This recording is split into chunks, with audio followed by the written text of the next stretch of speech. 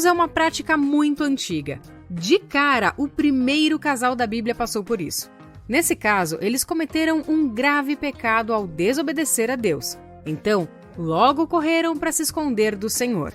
Porque sim, quando tentamos nos esconder ou esconder algo, é um tipo de fuga. Assim como Adão e Eva, quando cometemos um pecado, tendemos a nos esconder e esconder aquilo que fizemos. Quando eu era criança e quebrava algo em casa ou fazia alguma outra arte, eu tentava esconder aquilo da minha mãe, como se fosse possível, não é? De Deus, então, mais impossível ainda. Mas mesmo sabendo disso, essa reação é muito comum. Além disso, sempre tentamos ocultar nossos erros e nossas fraquezas das outras pessoas. Escondemos o nosso pior lado.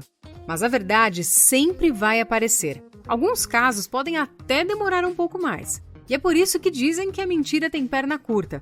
Normalmente ela é descoberta, pois não consegue correr tão rápido e é pega. Adão e Eva pecaram e tiveram uma tentativa frustrada de se esconderem entre as árvores do jardim. Deus ainda perguntou onde estavam e Adão disse: "Estamos escondidos", além de terem escondido suas partes íntimas com vergonha. Continuamos assim até hoje, não é mesmo?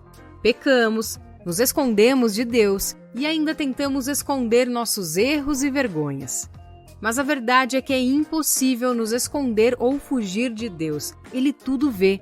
Em Salmos 139, 7 e 8 diz: "Para onde poderia eu escapar do teu espírito?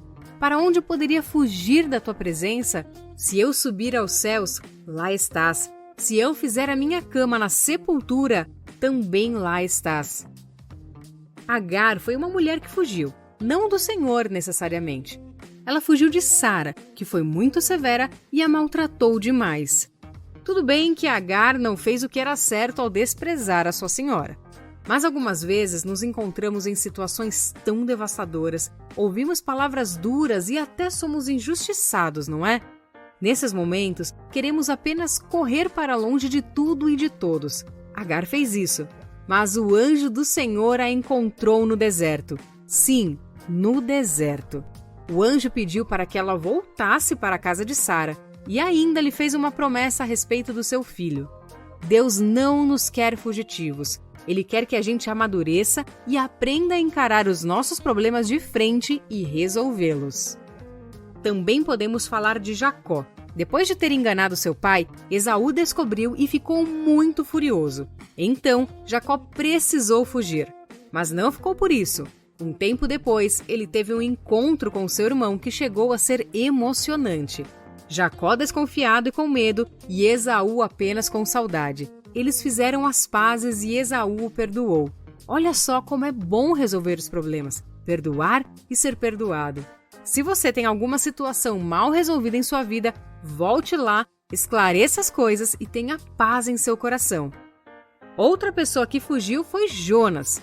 Algumas vezes, Deus nos pede para fazer algo que não queremos, não é mesmo? Foi assim com este homem. Ele não queria pregar e ter misericórdia das pessoas que fizeram tanto mal ao povo de Deus. Às vezes, não entendemos tamanha bondade e misericórdia de Deus ou até mesmo seus planos. E então, queremos fugir. Jonas correu para um navio que estava indo sentido contrário de onde ele deveria ir pregar.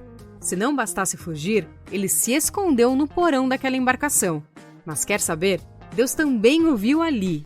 E Deus te vê onde você está. Jonas teve que ficar 3 dias no ventre de um grande peixe para entender que precisava cumprir o seu chamado. Aquele peixe o levou de graça para o lugar que ele deveria estar. Se você está assistindo esse vídeo e tem um chamado de Deus, prepare-se para cumpri-lo. Deus te deu talentos, Deus te deu dons e te escolheu para algo. Não adianta fingir que não é com você. Se Ele te chamou para pregar, pregue. Se Ele te chamou para orar por enfermos, ore. Se foi para ensinar, ensine. Não faça outra coisa. Não tenha medo. Talvez você não se ache capaz. Mas fique tranquilo, não somos mesmo. Mas o Senhor é poderoso para te capacitar. Estude, ore, busque se aperfeiçoar e se preparar, mas não espere ser perfeito, pois isso nunca vai acontecer. Apenas se lance nas mãos do Senhor e deixe Ele te usar com o seu pouco. Ele há de multiplicar. Lembra do menino com 5 pães e 2 peixinhos? Então, ele poderia ter pensado que não era nada e ter escondido ou fugido com aquele alimento. Mas ele entregou o que tinha e o milagre aconteceu. Aleluia! Elias também foi levado por situações difíceis e fugiu para uma caverna. Em alguns momentos, o medo também nos leva a fugir e nos esconder. Elias conhecia o poder de Deus muito bem. Mesmo assim, teve seus momentos de dificuldades interiores. Ele era um homem como nós, sujeito a todo tipo de sensações e sentimentos. Mas Deus não o deixou lá. O Senhor fez Elias se levantar e sair daquela caverna para enfrentar aquela situação, pois tinha um propósito em sua vida, um chamado para cumprir. E já falamos sobre o chamado aqui nesse vídeo, né? Não fuja do chamado que Deus te deu. Quem mais fugiu com medo foram os discípulos de Jesus. Todos ficaram cegos pelo medo e o abandonaram. O medo nos cega, nos paralisa e nos impede de encarar os problemas. E o que fazer então? Devemos encarar o erro, pedir perdão, nos arrepender, aceitar as consequências e seguir a vida não cometendo os mesmos pecados. Precisamos nos livrar e nos libertar de uma vez por todas dessas ações que só nos afastam do Senhor. Ele nos quer perto. Não tenha medo de suas limitações. O Senhor não errou ao te chamar. Pare de fugir de Deus. Se for para fugir, fuja do pecado, como fez José, sem olhar para trás, deixando até mesmo seu manto nas mãos daquela mulher. Esse sim é o momento certo para fugir. A palavra diz que José evitava ficar perto da mulher de Potifar. Quando você estiver se sentindo tentado a pecar, não pense duas vezes.